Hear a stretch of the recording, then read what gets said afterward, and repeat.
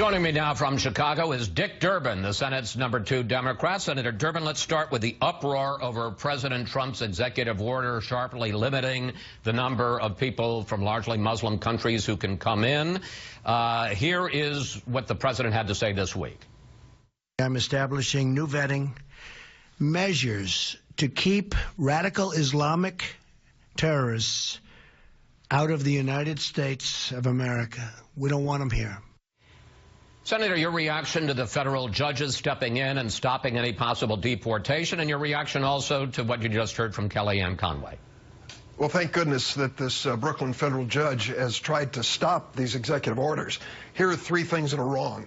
First, it was an impulsive move by the president without follow-through to the Department of Homeland Security. When we contacted Customs and Border Protection at the airports, they said, they just sprung this on us, and now we're detaining people, some of whom are legal permanent residents. So they didn't have clear guidance from the administration about how to make this work.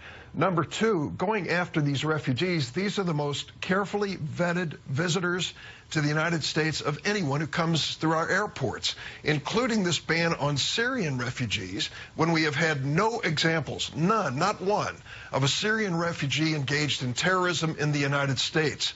And the third point, and I think this is one that is going to haunt us for a long time, was the suggestion by the president that somehow we're going to favor Christians, and in some cases banning Muslims in the future. That is exactly the opposite message we need to send to our allies and to those who frankly want to do us harm around the world.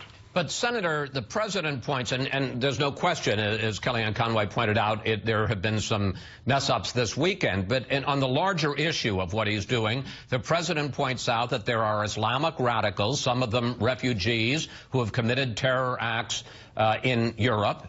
There was at least one person who came in on a visa program who was involved in the terror attack in Bernardino. He says, I'm the one protecting the country.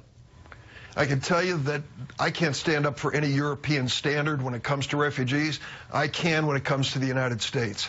They go through vetting of a year or two. We had one Syrian refugee family that is in Turkey in a refugee camp waiting 4 or 5 years to come to the United States, and because of President Trump's executive order, they've been stopped.